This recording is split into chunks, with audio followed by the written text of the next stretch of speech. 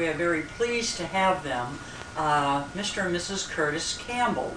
Mr. Campbell Curtis was a president of the Topsfield Society for many years, and was responsible for an awful lot of good things that happened.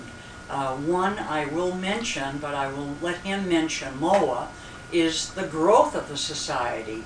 After Curtis and Eunice took over the society, there was great growth. I recall when I first joined, it's a very different society than what it was. Also, he was very instrumental in having the Parson Capon House declared a National Historic Landmark in 1960. I think he was the leader of that project, and we're of course all delighted with that. Eunice has worked, as you can imagine, very closely with Curtis, and she has been in charge of the membership for the society and has done a remarkable job. I will say one personal thing about that. Many years ago, Eunice spoke to me about joining the Topsfield Historical Society. Why don't some of you younger people get involved? Well, now it's many years later, and I'm saying the same thing to a lot of younger people. So she really worked to bring many people into the society. Now, hopefully, before we get any further, I better introduce the rest of the people from the Historical Records Committee, and that is Yolanda Marciano and Jean McDougall. And we are going to throw a lot of questions at Eunice and Curtis, and hopefully they'll have lots of good stories to tell us. One of the first things I'd like to start out with, there must be a lot of or some things that happened during those great years, positives and negatives, things that stand out in your mind. And maybe you could think of a few, Curtis. Well, I took on the effort to answer these generalized questions while she was busy with this great piece of work. And so I did, and on the highs and lows and the question of how has it changed, I settled upon the highs from 1945 to 1955. And that's about the time we became active. We lived in Beverly for about 10 years, came back here about that time. And there was, and then the 300th anniversary of the town, and the coincided with the bicentennial of the nation in 1975, and in 1950 I was chairman of that and also of the second one. There were large increases in membership during that period, 45 to 55. They had very active programs, notably 6 annual harvest balls at Radisson Ferncroft. She could add a lot to this, but this was my summary of it all. In 1975, with the 325th anniversary of the town, there was an enormous amount of work done, getting money together for, well, everything, including the bell and the improvement of the hall and the town hall. And in that same period, there was a great growth and interest in the townspeople generally. And in the 1980s, and really I should say from the 75 to the 80s, there were great accomplishments of the Historical Records Committee, including the publication of Bond's history of houses by streets. Well, those are the high points, but I think generally how things have changed, as I say, how society has changed is a gradual decrease in the number of members who are native of Topsfield. That's happening. A change in the location of our collected items from upstairs in the town library to the full usage of space in the Capon House. Some decline in the number of visitors to the house. Fewer days that the house is open, and greater difficulty in getting volunteers to host the house. Now that's kind of a rough running thing, but there have been great other things that I haven't mentioned, including, of course, what's going on by the present leadership under Norm Eisler. But we were very active, and I got that from the last statements by George Francis Dow, that there's a great drop-off in the production of volumes for the society. They sort of got into just disappeared. The last one done, and that was 1928, and then finally the 1933, which he was accountable for. So there was a low period in there. We were in town then, and we sensed that there was fewer people coming to the meetings. The meetings were always good and have continued to be good, but that was a low point, I think. And then... Well, did you take over from Horton Bradstreet, Curtis? Who took over from Horton Bradstreet? I think Ann Pierce. She had a year. As I remember it, she preceded Curite. Oh, she was president. I saw that in a clipping the other day. As I remember it. Yeah. Well, the Bradstreets, of course, did wonderful things for the society, as did George Francis Dow. So, well, maybe that's enough of an overall statement. You can ask further questions as you think about things like this, and she'll have a. She has been here since childhood on occasion. Not really. Not really. No, I grew up in Beverly, so I did come all my life to see my grandparents, of course, who lived where we now live. And so you live on Prospect Street, and it's at the old colonial home that was built by my great-grandfather. That was Andrew Gould, and then it went from Andrew Gould to Herbert Gould, my grandfather, and then to my mother, Ruth Gould, then to Eunice Gould Campbell. That went the trend. So that we were out of Topsfield, and we were married in the house. We were married in the house where we now live, too. And then we stayed there till my mother died and my father remarried. And then we bought the house one above, which had been the Price home. And then we lived there 11 years, called Four Winds.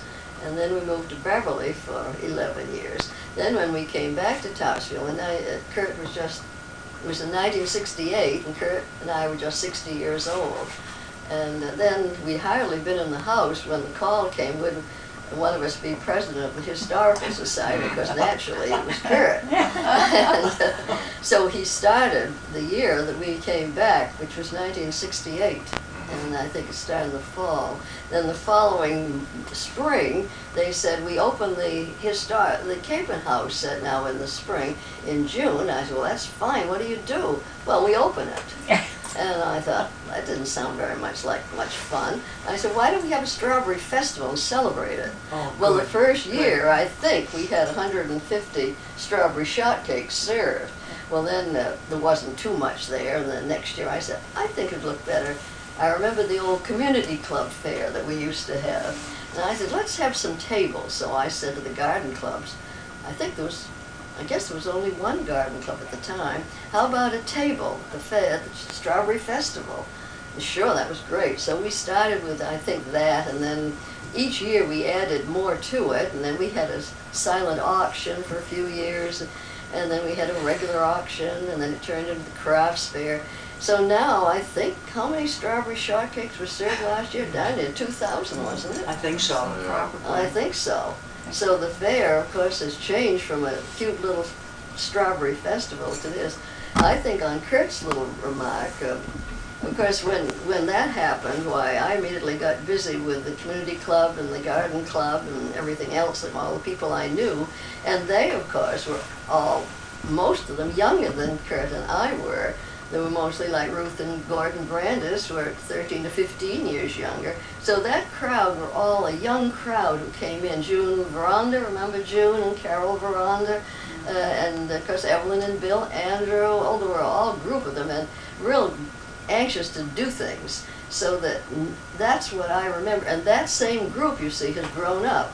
And here we are, 85 and 86, and these other people are all in their 60s, 70s, mostly 70s, and they want young people. Absolutely. Yeah. And that's what we need. And how do you go about getting these young people Well, I think I have an idea. Maybe nobody else will like it, but... Let's hear it. We're desperate yes. for young people in the well, group. what would you think of this? One of the requirements, let's say, call it, of the Historical Society is to maintain, of course, this house, but also the history of the town and the welfare and the beauty of the town, which we all realize is beautiful. And I think that our group, many in our group, are not going to live to see the year 2000 or 2010 or 2020. And I would like to see a junior historical society formed and give it the name, the Committee for the 21st Century. And then let them be a subsidiary of ours. Let them have their own president, their own secretary, their own activities, but yet we could work together. And because I think the young people don't want to come in and see old timers like us. They'd rather have their own activities, and they could think of conservation, roads, and ways to beautify the town. How'd you like it? Very good. I think dear. that's- Wonderful. I think it's an I think it's a excellent wonderful idea. idea. Well, don't you think it Well- might appeal to them to call them the It's true. Junior Society of the 21st Century? Right, I sounds think that's great. very good, Eunice. You know, Because It's an I've been excellent trying idea. for quite a few years now to get young people in, and I haven't had too much success. yeah, Well, we have tried too, and we have contacted a few younger people, and of course the retort is, especially nowadays, the young wife usually works, or they have children and the demands at home, so Well, it we had the becomes, same thing I at know that, age. but nowadays it seems to be different. Well, I they don't take know a different why. attitude. I think it's their attitude. They're more egotistical. And when you look at the parish house and see the cars out there doing aerobics and all, certainly they have a little time for something else. Well, I think one of the high points, I would say, on our grouping here were all the years we had the Harvest Ball. Now, that really livened up the society, and that went on how many years? well, we 8 thought it years, was 10 years? six or seven, I think. Well, it was at least 7 years that we had it at Ferncroft, and we'd have, well, 150, 200 people there. So the society was live, vibrant, doing things. Well, I'd pitch in a little bit because I'm active on Norm's committee, and so is Jan on the barn. And Mary Brown is very active in it as well, and she has a daughter. You know about that. Yes. And she was there last night at our meeting, and she is a magnificent type of person if we could get more of them. Now, we had Debbie Dupuy, and they're both ladies. Debbie Dupuy, didn't she? I'm speaking She wrote of- that Oh, book. She that wrote the book, book, yes, right. there are two of Not them. here now, though. No, And we no, use that book a lot. Yes. I was Yeah. going to say, not only young people, but young girls would help a lot. And she is a ball of fire and loves it. The other thing I'll say on the history, on the environment and the history, the last chapter, Dow's book on the history of the town, has all to do with the town's physical features and the minerals and the brooks and the rivers and all that sort of thing. And a footnote to it said that a good deal of the information came from Sears' Geology of Essex County. It's well worth reading, but young people ought to love that kind of thing, that is environmental problems and studying. And I do remember, I'm pretty sure, that's the problem, I'm not absolutely sure, but from one of the early bylaws, we revised the bylaws. Right. I'm pretty sure the early one said, and the study of the natural history of the town. You remember anything like that? I think I do, yes. And all its phases. There was some such expression, and I've lost the early copy. But Dow had in mind all this about what an interesting town this is geologically and physically, with its hills. And if you haven't reread it recently, read that last chapter again. You could get young people involved in that with environmental improvement important, and more girls in. Maybe that'll supplement this fine speech you've just heard. No, I'll do one more thing just to show you about this girl here. And not the girl so much, but Norm's committee. Well, we have This Sue came out- Brandis this right came now, out and last- she's a great worker. This came out Yeah. last night at She's the done meeting. well. Oh, good. So- Debbie Hawkins told us. Yeah, so you know about that. So it just, Do you have a copy of the cap? Yeah, well, I didn't bring that one. No, there's a cap too, yeah. Well, at any rate, I'll stop at that point and ask further questions, but I think we're moving along pretty well on what you wanted to hear from us, I think. But I think if we had a formal setup by the society for this particular group, and I like the title of the name of the group, I think that would be a wonderful thing, and it would, I think, a lot of us that have been members for so long, we feel a little bit of weariness with all the Got a few things. people, yeah. especially this young Miss Brown, Mhm. active in, I don't know how many people she knows in Topsfield, but that was the beauty of our old organization. We got to know them, and it was just a great big family. That's right. There is one teacher at the school, and I don't know her name right now, but she took over Gloria Thurston's Oh. teaching. Oh, did she? But Gloria used to, part of her program with that, I'm not sure whether it was the 4th grade, 5th grade maybe, one of those grades. And we have something upstairs that she used to have to show the children, teach A them game. all about a game, but it was to teach them about Topsfield.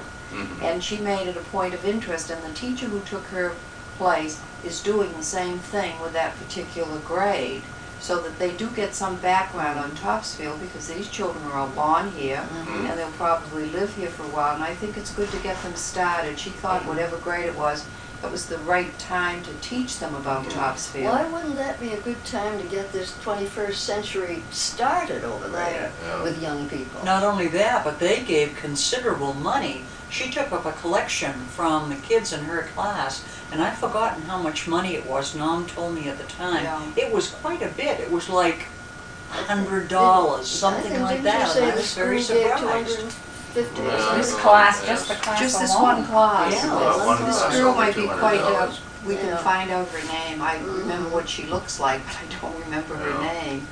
Well, But I think she'd that's be a very wonderful. good. Yeah. Mhm. Wow. That might be a starting point. And it's at a good to see- age to get them interested in the town. Have you talked to Nom about this? No, I just thought of it in connection with your question. Yes. And I just wondered, and I was thinking, because I've been trying, and I thought, why, here's this 21st century almost on us. And I think if we could find some leader, such as Sue Brandis, let's say, who might push and get young Yeah. people in a wholly separate group, because I don't think they want to come in on the old timers activities. Well, we haven't had very good luck, so you're No, probably we right. haven't. And We then haven't you- been able to And get pretty soon, anyone. you know, we'll want, the Historical Records Committee will want to Yes. sort of fade away, but Right. who's going to take their place? That's right. It's, Well, you uh, remember Charles fortunately- Tapley, who we Yes, had as yeah. a speaker. Now, well, whenever we had him as a speaker, we would have him for dinner before the meeting, and he made the comment that we had the best historical society anywhere around because we had young members, which most people didn't. He called us young at that time. That's it. And we did have, you see, we had people in their 40s and 50s, and that was unusual. So that now we've just got to get down into that age group No, we got to again. keep on some older folk as well. I mean, our basic Yeah, we don't want to be thrown society. out. One of my little things here was to look for more non-resident members of the society. They We- contributed an awful lot toward the barn. Oh, we have an awful lot of Well, the more we non-resident have of members. those, it's almost better. Yep. So that's just another little thought. Mhm. Well, I think that just not to go dwell on that subject too long, but a little trip that we had to New Oh, York excellent. under the historical auspices was a great success. Oh, tremendous. We had 71 people going, and it was a mixture of ages, and it was great, and They led all had a good time. very well Right. by Ruth Brandeis. Did a very nice job Oh, with Dr. the She doctor. spent a lot of time She on sure that. did. She sure did. To get away from that a little bit, but I think that's a wonderful goal, and we should pursue it with Nom. We were wondering a little bit, Curtis, if you had anything to tell us about, I think one of the great accomplishments was the restoration of the Academy Bell Oh, yes. and the placement of it, and I know it's a Yeah. great joy for me personally to hear. I loved it. Oh, Oh, I I'd do love to too, hear it, too. I and brought my file. which thought when I- maybe you'd like to talk a little bit about that. Yes, well, I had first written it up in good form, and Eunice later wrote not a really up-to-date, just hold my paper here. We can hear it when we're outdoors, where we are, and you probably We can hear it. We When can the hear wind it, is yeah. right, we can hear Can it. you hear it inside or only outside? Outside. That's with us too. Outside. I'll say, oh, Kurt, there's your bell. Yeah, I wouldn't mind if they even had it louder, but I do know that people used to complain. I And wish I it- love to hear I it. There wish was it a went all problem with night. someone complaining, that's right. Yes, I used to like to hear it all night too. I'd rather it go all night. What Eunice wrote was because of this, some lady in town was fussing about it, and, well, it wasn't ringing for a little while. I know. But this was the basic paper I wrote, which I think does it pretty well. The Topsfield Academy, a private school established in 1828, continued until 1860, and was acquired by the town in 1868 as a public school, and continued that way until 1935, when the Proctor School was built. The Academy building was torn down and the school bill was put in the care of the society. For many years it was on exhibit in an upstairs room of the library, one or two rooms used by the Historical Society as its museum. When the library needed that space, the bell was taken to the firehouse for safekeeping. Well, Shortly thereafter, she, I think in writing her little thing, remembered that I had not remembered that it was up here for a little while. yes, And it it was, I'm not just sure, probably just 2 or 3 years. Yes, it was here for a I while. don't know where it was, I don't seem to recall Well, I it think up it here. was out there for a while, and I think it was in the kitchen for a while. Well, at any rate, it went down, went to the firehouse in safekeeping. When it was built, though. Yes. The new correct. firehouse was built on High Street. At the time of the town's 325th anniversary in 1975 and the country's 200th year celebration of the Declaration of Independence in 1976, the two committees of which Curtis Campbell was chairman, both assisted by about 100 townspeople. It was decided as one of its projects to place the bell on a town structure. The Proctor School was its first choice, but the school at that time said no, afraid the bell would disturb the pupils. The local architect did not approve its being placed on the town hall, as it would interfere with the Victorian-style architecture. The fire department was eager to have the bell on the fire station, but a few neighbors objected as the bell might be disturbing. Then back to Proctor School we went, and it was accepted with stipulation that the school could decide on the hours it would strike. Money was raised, well, not for that purpose alone, but for the whole bicentennial. Money was raised through grants, sales of pewter plates, mugs, and belt buckles on which were the town emblem, also many donations from townspeople. The bell was installed by I.T. Verdin Company of Cincinnati, Ohio. It has an electric master clock with pins to govern the striking times. When the soft, melodious sound of the bell was heard, the school department was delighted, and it was decided to have the bell strike from 9 a.m. to 9 p.m. Problems somewhat occur when there is an electric stoppage or a change from Eastern to Daylight Savings Time. The custodians of Proctor School, at present Dave Como, have been very helpful. Historical Society members Norman Richardson, an electrician now living out of town, Curtis Campbell, and Donald King, as clock specialist, have handled these problems. The Verdin Company has also helped out and has said it would be willing to make regular checkups. Townspeople have been pleased with the soft, melodious tones striking out the hours heard throughout the village, especially those who remember it from school days.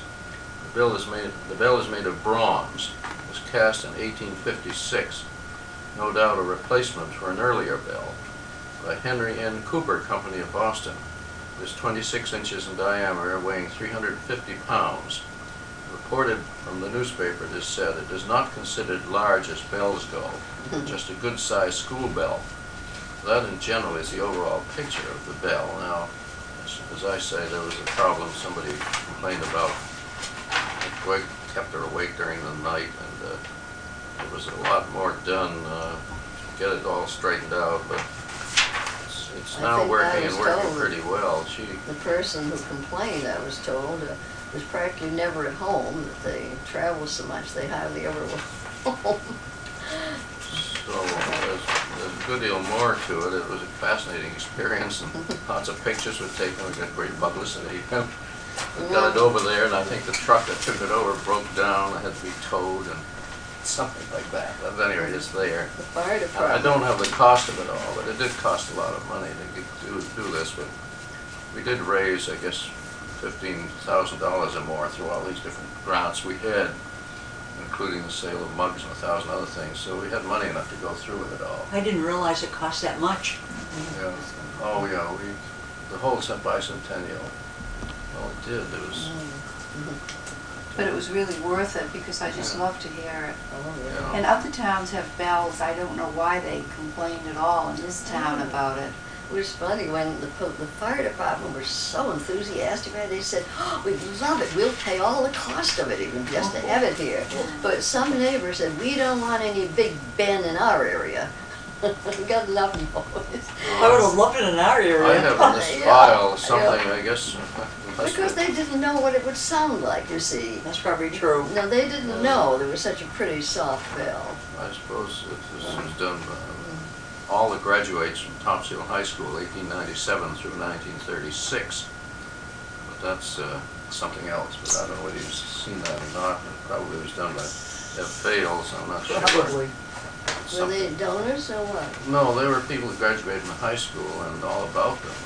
They were people who had earlier, I think most of those had attended the old school, the old academy. I don't think I've ever seen a list like this. Well, keep it then, because I shouldn't have. Oh, good, wonderful. All right. I do recognize quite a few names. Yeah. There's just a question, talking about the bell and things, did the Historical Society ever have anything to do with the flagpole? Or is that a Oh, town? yes, we've done a lot for that. I didn't mention various people in the past who've been active, but we contributed money toward rebuilding that flagpole. Sure of that. There's been so many And the people flag who've been itself active. you supplied too.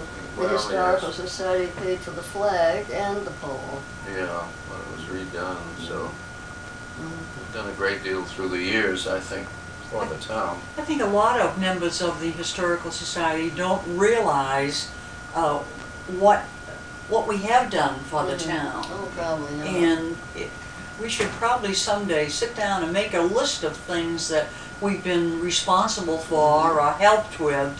And I think it would be a good thing to have. Mhm. We have done an awful lot. I think you should perhaps put in the paper sometime all the things your committee has done and your research and your work up here. Oh, I think the it's a magnificent. tremendous job what you girls have done. Well, one It should thing get that a we've little more publicity. Well, one thing we have started on, which I'm very proud of, is the fact that we're trying to make a complete collection of every article and book that George Francis Dow wrote. And the more the committee has to use archival records for letters, as you people know, the more we're all just amazed at that man's knowledge and scope of Oh, activity. tremendous. Unbelievable. So we just were able to buy a book. We're dealing with an old book firm down in Wenham, and he has his eye out for any of George Francis Dow's books. And you might want to get that book and show it to the Campbells, Jean.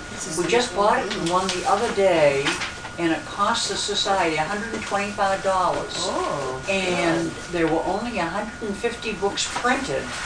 And And he this sold it to us for what he paid for it. He sold it at cost to the society. And What was the name of it? Jean is going to show that to you right now. And I started to read it a little bit last night. We want Kathy McGregor to catalog it and put it up on the shelf. But it is fascinating. It's travel in Essex County, 2 centuries of travel in Really? Essex County. Wonderful. And it's in wonderful condition. He said that we should be very careful of Dow's books because there are not that many of them in print, and he said we should keep them under We lock were- and key. We were so Yeah. fortunate that he was here at That's just right. that important moment of time. And Mr. Cressy, the man we're dealing with, said that he has 2 private collectors. The red light is on. Oh. He has 2 private collectors that will pay him any amount of money if he can get a Dow. Well, he got Really? this one and gave it to us for cost. I think that's pretty How about that remarkable. other one that they hardly might be dare touch it. interested in? It's a- Oh, yeah, Yeah. people should read it. Yes. It's Another one, wonderful. this is I'd the love last to one read he it. got for us for Oh, really? $75. Yeah, that was 75. Gee whiz. Well, I think what you people Maybe have we done should is keep them under lock tremendous, and and I key don't then. know that the society people realize that the amount of effort and what you've accomplished. Well, Mm. we're building on what you and Curtis did. We That's see right. that for sure. I have a little note that I have seen the gentleman. I remember hearing him speak in the town hall. I made a note of it here. George Francis? Yeah. I remember him coming into I- Bill Perkins' printing shop once. Really. And I have a vague recollection of him, and that's all. Same here. Yeah. I knew it because his brother better, Eugene. Oh, now. Oh, Yeah, yes, and- we all and knew then- Jean. Then Grace, his sister, Right. I knew very well. We called her Aunt Grace, and she was a fascinating, brilliant woman. Well, we knew Lena. his other Oh, yeah. sister The through librarian. the librarian Oh, of I forgot Topsfield her. for She many was years. more of a little town character, really. Right. She Yes, was. she loved mysteries. The But library it's was in loaded here. with You might mysteries. asking us to summarize this. No, if no, you'd like wait to. till they get ready for it. Whenever you're ready. That's Summarize what? Well, this Aki school, she's good.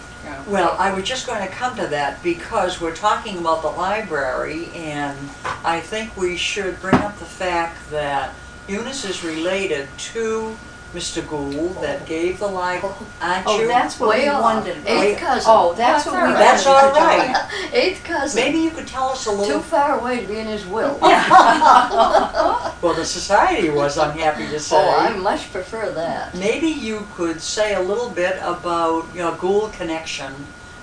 Zacchaeus, of course, had the farm and everything, and you could tell us a little bit about that, Eunice. You've written a wonderful. Well, I just wanted, before you asked me questions, I decided I'd better look it up myself.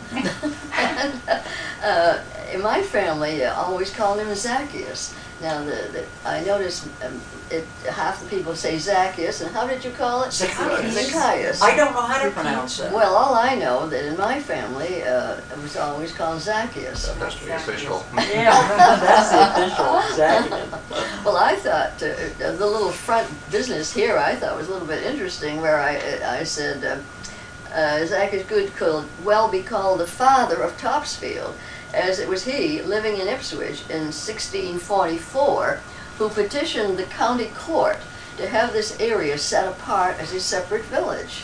So he was the one that had the idea in the first place. And this took effect 6 years later in 1650, when he owned 3,000 or more acres and wished to name the village Hempstead for his hometown in England.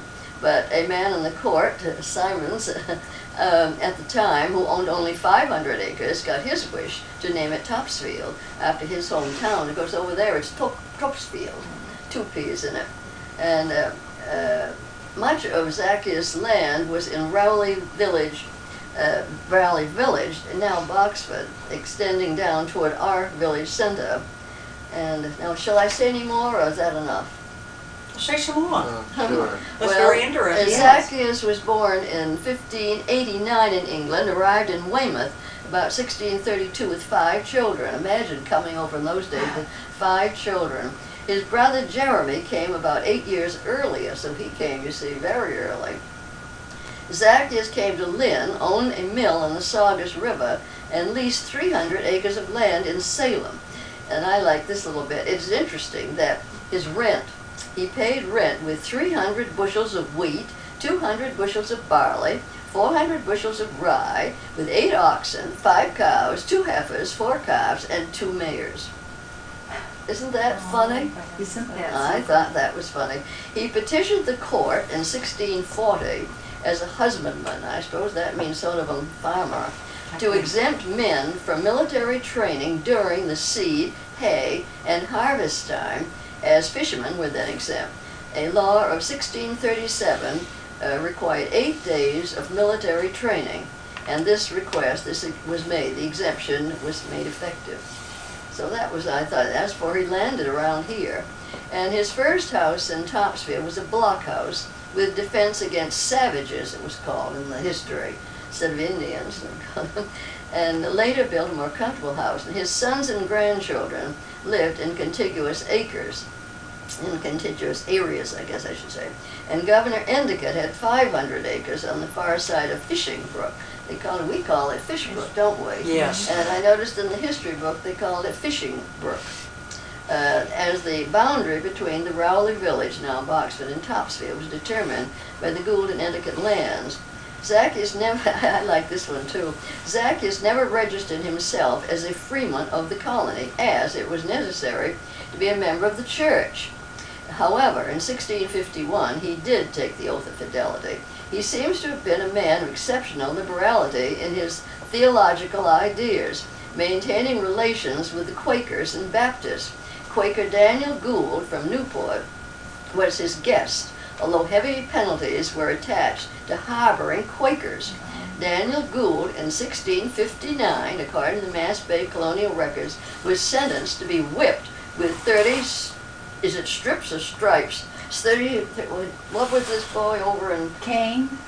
Yeah, Caning? yes, 30, Stripes, I think. 30 stripes. Can you imagine in those days they did that? Yeah. 30 stripes, and to depart this jurisdiction within 5 days. So I guess what I read about Zacchaeus, he was a strong-minded character, and I read in the history book that it went down through the family, and I didn't hardly dare let Kurt read that. Just for the record, and so people will know when they're watching this tape that aren't familiar with Topsfield, Eunice, explain a little bit where that land is now, so that people can understand. Well, of course, it was 3,000 acres, so you can see that took in. He went up all through Boxford. Now, you take in Boxford, you know where the reservation is now for, Well, there, the public reservation way up there for Audubon in Boxford, where the gate is, people walk in. If you went up, the back way. well, if you went up by my house and crossed over and reached Middleton Road. Oh, I know where you heads mean. to Boxford. Yes, Oh, yes, That's yes. the area. Well, then as you go up there on the left, it was all, probably in your day too, mostly woods, that all area. Well, he owned I think all of that, way up, all through there. And then it came down and from that area, and then of course all around what is now Washington Street. And of course his house was there on the corner of what is now Lockwood Lane and Washington Street. And of course our barn project, it comes into the picture because he owned all that land, and when he died, he had one son who inherited his land. And then the son, all his 5 sons, lived right next to him on that Lockwood Lane, Washington Street area. So that's where Joseph Gould lived, and there were 2 Joseph Goulds, Zacchaeus, John, Joseph. And the second Joseph was the one who was barn we hoped to rebuild. And so that was right there, what you see. And then I suppose, according to the map of the Topsfield, his land, it seems to go down pretty well toward the center of town. Includes the land where we're living. Oh yes, and all up toward by the Ipswich River, all along that went down through his family, the Lake land, and where Bill Coolidge owned was all formerly belonged to the Lake family. And it was interesting, of course, Bill Coolidge wanted to be buried and was buried in the old Lake Cemetery, right on land he then owned. We visited that cemetery just recently. Did you really? Yes. And the Wheatlands are buried Well, there too. can We you got tell me permission why from. Mrs. Wheatland wanted to be buried over in the Lake Cemetery with Bill Coolidge? I don't know. Oh, I liked him. I think that's a mystery. We had permission to go through there because we wondered, we were working on something about the Lake family. I Right. think that was it. Right. Well, And it was so the lakes were also, my great-grandmother was Mary Prudence Lake, so that included all over that area where Anna Kloss lived, the lake house there. It was so interesting to read about the lakes and all the different fruit trees and orchards that Oh, they yes. had, and they really had quite a business selling so many of the trees Well, that's and when things. we lived at the top of the hill, of course, in the Yeah. Price House. That had been Lake property, and it was Lake who put the trees in. It's interesting, isn't it? Yeah, where the Prices lived. Who built that Price house? That was the one. It was a lake. It was a wasn't lake. It was a and- lake? And he married a southern girl, and he wanted to look something like a Well, southern it mansion. does. Every time I walk by it, I think, that house, I'd love to see it the way it should be. Have you seen it lately? No. It was very sad. We left. wouldn't wanna see well, it, I we don't left in 1957, and I don't think it was touched inside or outside after. Well, we have some excellent pictures of what it was like then. It was a beautiful place. It was never painted, and it has never been painted, nothing done, and it's Isn't that too all, bad? and a lovely old barn, that big old barn Collapsing. is falling down, Oh, and shame. and all the area, the other buildings which we used for the garage, it's fallen down, all gone, and Shame. the house is practically gone. So you wonder if anyone would ever buy that now, Well- considering the amount of renovation Well, that it'll would have take to a be lot, done. but it is a good, firm, solid house. So for someone who buys it and completely starts fresh with paint and everything, Might be able to save but they it. won't be able to save the barn and the other buildings. That's too They bad. go on. it seems to me so strange where they had two nice sons that are very successful, and one son married into the Wellman family. Careful what you say, that might be critical. Hope you cut that one out. I forgot you were Well, let's switch from that for a minute. We're all very interested, especially Yolanda, because she donates so much of her time to the library. Oh, yes. And we're all very interested in the Gould Fund. Maybe you could, where you are related to that Gould, maybe you could talk a little bit about that, Eunice. Well, I really don't know too much about that. There was George Lambert Gould, 1852 to 1921. And he left this large sum of money. He didn't leave his money just to the Topsfield. He divided it up, of course, as you know, among other places. How did he accumulate that great wealth? Okay. Well, I think I know practically everything there is to be known about that, where I'm chairman of the That's right. Commissioner of Trust Funds in Topsfield.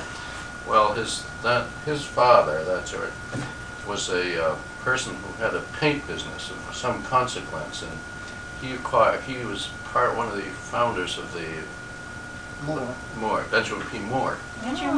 Benjamin Moore, you see, so he had a block of that stock, lots of it, way back in the early about 1900, I think, or thereabouts. He would think he wrote his will back then. In 1920, he died, and the will went into effect. 1921 he died. Yeah, well, at any rate, that fund, which I don't know how much he put into it, but it was from that source that it got to be such a huge amount of money, because it was kept in that family all the way through. No one ever sold any of it, hardly ever. And his ownership went to his daughters and granddaughters and everything else. And finally, when the last one died, it was adjudicated. Well, the will provided that it be what was left then would go to all these different places, including our little town of Topsfield. And I suppose when he left the money, that portion of it might have been just worth a few $1,000s, or maybe 10 or 20,000, and money of that time became worth this fabulous amount of money. And our little piece of it was worth $2 to $3 million. And of course, since we took it over, we have a very skilled person on our board, Peter Hathaway, who's an investment officer, partly because of his knowledge and how to handle funds. It's grown and been expanded and then reinvested, and is worth over $3 million now. That in general is the history of it, and it was left to be, I guess it's been reported in the papers many times, 1/2 of the purchase of books, 1/2 of works for art, if provision has been made to receive them, and failing that usage of that fund for books, it may also be used for the maintenance of the property, even including possible additions. That was a part of the original wording. The probate court has redefined that, made it clearer that now a good deal of that section of the Gould money, after they've spent all they can on books, and they're spending, I'm still on, that's all right, they're spending enough money to provide a library for a town of 20,000 people. I'm sure that'll sound terrible there, but we all feel that way. Well, it's an enormous amount of books, and they've got to have more space, and so there is money in that Gould fund that would make that possible, either by using it as a basis for borrowing funds to put up a good big library addition. And that generally is the picture of how that's developing. And I don't know, the public has an interest in it, a great interest in it, and library trustees, if they want to be re-elected, it's on tape, isn't it? If they want to be re-elected, want to respect public opinion if they can determine it as to what's to be done in the future. I guess I can stop there. Well, that's very interesting, because I didn't know that monies originally came from those kind of holdings. Benjamin Moore, I'm glad we buy Benjamin Moore. Yes, right. Well, Good I pay. I realized Bertram C. Gould, of course I can remember because my uncle worked for him, and so we knew about Mr. Gould, and of course until after he had died. And we always knew it was Benjamin Moore paint, because that was what we always used, was what, with my uncle and everything, anything that he did. So we knew of that part of the family and the two children that they had. Well, it's the dominant paint country in the country even now, Mm-hmm. but of course my good intelligent co-member of the Board of Investments realizes that something might happen there all of a sudden. Lawsuits or one thing or another, to have all that money tied up in just that stock. There are people who've said, why are you cashing in on it? We still have quite a bit of it, but and intend to keep a piece of it. But About 2 weeks ago, I saw a big truck pull up in front of Dawson's, Oh, yeah. and they carry all the Benjamin Oh, Poor yes. paint, Yes. and they're more paint, you and never they're can, you never it can was tell a what big somebody truck, and I thought, bombshell oh, boy. that's This is a what's world up? of lawsuits. If someone drinks some of that paint, they may put out the whole company out of business. It just seems that with all that money, you wonder whether, when in the future we would have an addition to the library. I know that's a big item, but they really are I know crowding it's for under, space I at know the it's under library. consideration to try to fit it on that lot, which I think would be the best thing they could possibly do. It's the best location for I the think so library. too. And you But know, is there land enough? well, they over could- towards could Dr. be built up in Rogers' the air a section little too, bit, I think think, that's in more that or less area. it. There is enough with a basement and high rise, how are you willing to go, but you could, there's space there to have a pretty good sized library. That would be a worthwhile project for the Historical Society, because I think that was such a magnificent thing for Mr. Gould to do. We are so fortunate. And yet, as we have all said, very little recognition by the town and the library of this great, generous gift that he's I made. know it. And that could be, as they did over at Proctor School, that wonderful portrait of Thomas Proctor. Well, that was It Nora is was doing. so Mhm. beautiful. Mhm. And if we could have some kind of recognition in the library for Mr. Gould and what he has done, that might be a worthwhile project for the Historical Society. Except they have so much money, they don't know what to do with it. And they could at least spend, they're supposed to do works of art, so they could at least pick a lovely painting of I think so Got some too. kind of a picture of hire the best painter in the country. That is right. That's right. 6 by 8 foot picture of it. Put it over there. That's right. Well, that's up to them. But I think that would be a great project to do. One night when I was going, I went up to the library, and of course it was, they have that new street light there. Well, what do you call that? Not a street light, but in front of the library, that light is lovely. And it showed, and with that building, when you stop and look at it at night, the architecture is just Lovely, beautiful. lovely. We had copied, going through some things, an article about that library when it was dedicated, and it tells about the architect and all that, and it really is such an interesting article. And I think a lot of people going in there don't realize that did tell in detail about all the murals that were painted. And those things, we looked at that afterwards when I was there one night, and the color from that, I'm sure hasn't even faded. Whoever painted that did an Lovely, excellent lovely. job. I We're think very it- fortunate to have that library. I think our Historical Society gets much credit for that library, because the early Historical Society members, George Francis Dow and Franklin Balch, that group of people were the ones in the Historical Society, and they were the ones that got this library, the plans of it, and got that going. That plaque is inside the door, and I don't think many people even notice it. No.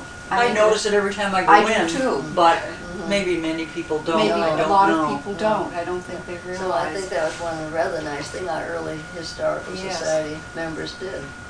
Yeah. One thing I notice that we don't do, and don't say it should be done on our committee, but how much more time do we have, Jan? Plenty. Okay. I noticed that reading the historical collections, that many men, women too, used to write articles that were important to the town. Mr. Long, he wrote many articles, and I can't think offhand of other people. Mr. Town used to write many articles. Yes. But, and we would publish them, and we published them in the historical collections. Well, the small committee that is now the Historical Records Committee doesn't really have the time or the expertise to do that. No. And I think we're missing an awful lot of current history of the town. Right. We have it so well documented up until, say, when was the last historical collection? 1950? Was it? What Yeah, was it? around 50. Yeah, and there is nothing.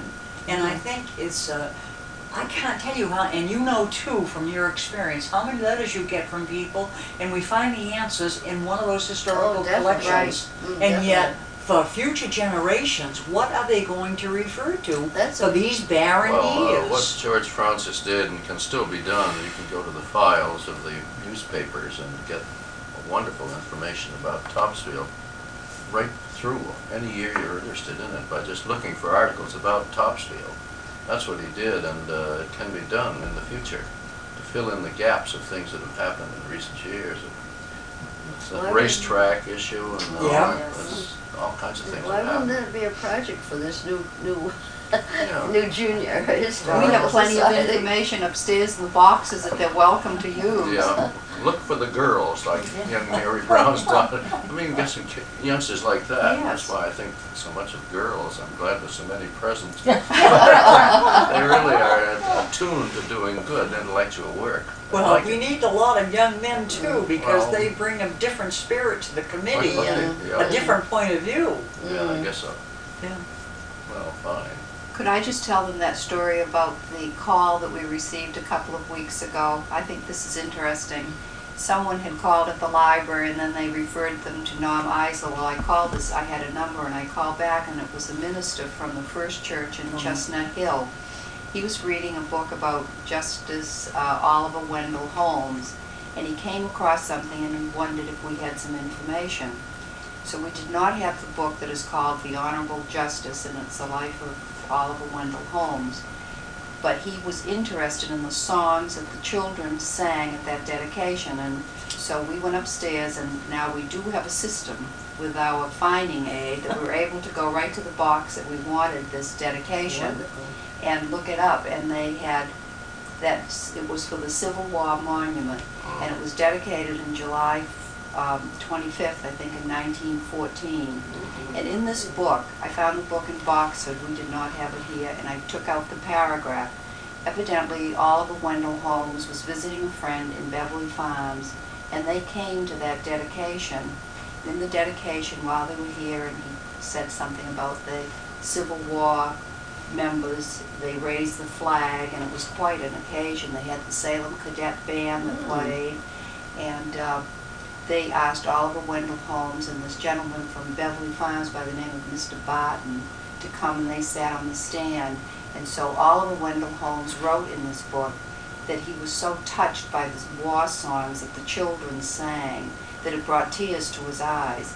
Now this minister, in reading this, wanted to know what songs did the children sing. sing. Well, we can't. We've looked through different things. Just says war song. Just said Yeah. war songs. But I thought, isn't that something to know that he was a Chief Justice and he was here for that dedication Yeah. of the Civil War monument? I Wonderful. thought that was quite I interesting. should say so. I wonder how many people know that Oliver Wendell Yes. Holmes was ever here. Not too Right. many, I'm sure. I didn't know it until you found that out. So, Looking back at the society, Curtis, and Eunice too, how do you think it's changed from when you first joined to what it is now? Well, From my recollection, when we first joined many years ago, it seems to be very different now.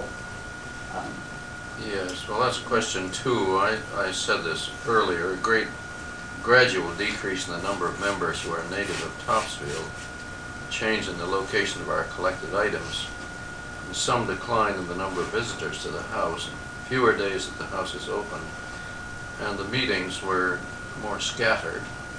And now, of course, it's a very vital organization and all. They've got wonderful programs going on Right. all the time. we tried But to we- have most of our meetings at homes, and we tried to keep it, but we found a number of homes, like Irma Lambert's and Bill Coolidge's. And Bill Coolidge was very much interested in the society, and that's another thing. He would entertain us each year. I was told that we were the only group for which he supplied the refreshments, which were elegant, but we were the only honored group that he did that for. And so I think that was a big attraction for our members. They loved going over to Bill Yeah. Coolidge's. And Mrs. Lockwood. And Barn. yes, we had the Lockwood Barn and Carrie Lockwood, and we had the Wellman, Sergeant and Mary Wellman. So we had some, and Mrs. Wheatland, we had some interesting places, and I think that was an attraction for our meetings. So I do too. Yeah, I think, Yeah, I But think, those aren't, places aren't no. open or available to No, us I think anymore. the general trend is away from the way it used to be, are making everyone enjoying the town as such and meetings in town. Now, there's so many calls on our time, that's one reason she gets so few people that are willing to be well, hostesses. people are And I slaves to think the she's darn about to television. recommend that it be open. Oh, only- no. Well, I think she thinks it Well, should perhaps I'm be open wondering, one day a week. well, I've been doing And the for the rest of the hostesses time on for call. 25 years, I by- guess. By appointment. If you could do that, have enough phone numbers so anyone, well, there's a problem of having it out, and then you could Somebody have, has suggested that we even have a paid person, but Well, I that's don't a know if we could possibility. afford that. That'd well, be quite an expense to the the society. only way you could is to publicize this place so they're streaming in here and paying a Right. couple of dollars each. Now, look, last year, Curtis, we made great preparations Remember? for the witchcraft interest to spill over into Yeah. Topsfield. We had fuel. Printed a brochure and Yeah. went to a lot of work, and we had less people last Right. year than the year before. That's right. So we don't Well- have it seem to get that word out to Salem No, well, where I people think go it's, to. anything is possible in this great country of ours. If you wanted to advertise and publicize this house sufficiently with spending enough money, you could have a stream of people coming through That's here, true. I think. I think so too. And whether you want to do that or not is another question. Well, we're That's on- You right, stay too. at motels or hotels, and people, you know yourself, if you go anywhere, you look on the desk or the table they have set up, what have they got for advertisements for what is open and the attractions that are in that vicinity. And when you don't see anything of the Parson Capen House, so you pick up something else. No, There that's it right. is. You look at the Boston Advertise. Globe or museums, and this That's isn't right. mentioned. That's right. So, I I mean, think- unless we make drastic changes in that direction, why, Well, I don't know what's gonna happen. I was annoyed with our own Tri-Town transcript a number of years, where they, at the beginning of the season, where they list things to see, they put in things all over the surrounding communities, and they haven't mentioned our Parson community. And I went in there and said, why is this? And he apologized, said, well, I'll see to it's in this year. And the fellow here in Topsfield telephoned down there and said, put it in, and didn't come up.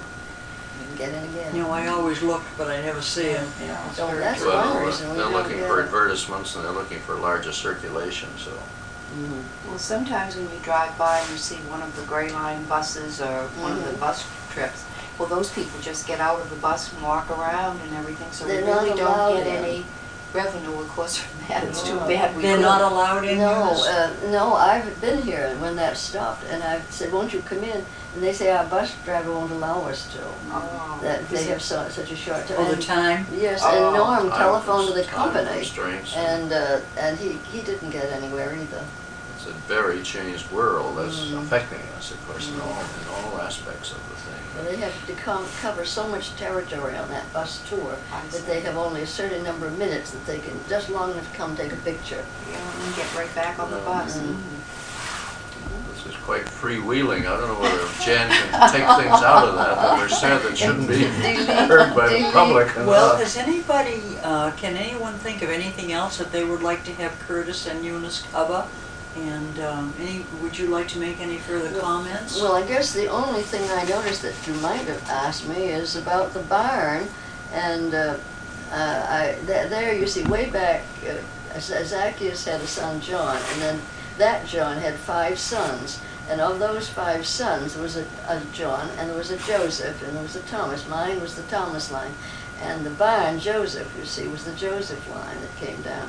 So this direct relation to the early, and the other interesting thing is he married a Priscilla, I think, or Elizabeth Emerson, and it was the daughter of the Reverend Emerson. Oh. And I think that's rather interesting, that if the barn should go up, why, the barn is next to the Emerson Center, Isn't that and interesting? Joseph had married an Emerson. Oh, that's what I said. That was kind of That's interesting. interesting. Mm. The barn will go up. Yeah. Oh, it's going. Yeah. I guess it's going. I haven't said anything in here about what's happening now to the society because of Norm going like a rocket out to Right. outer space, but what can you say? That's right. You can't say Positive anything. thinking. So we're lucky to We have it. can't but- keep up with him. No, we can't, so. He has many suggestions, but I think that we'll have, when we have the barn raising, that's going to be quite an event. Yeah. Yes, that's right. It was Elizabeth. Married Elizabeth Emerson, the daughter of the Reverend John and Elizabeth Emerson. So that was kind of, I thought, a little interesting touch with the barn. Very nice. I didn't realize that, so that's great. Mhm. Well, I want to thank Eunice and Curtis very much for coming down here and spending an Well, hour with thank us you. and talking, and to the committee for being here and contributing, and to Jan for the expertise work over there. Oh, yes. And we'll look forward to the next taping by the Historical Society. Thank you very much.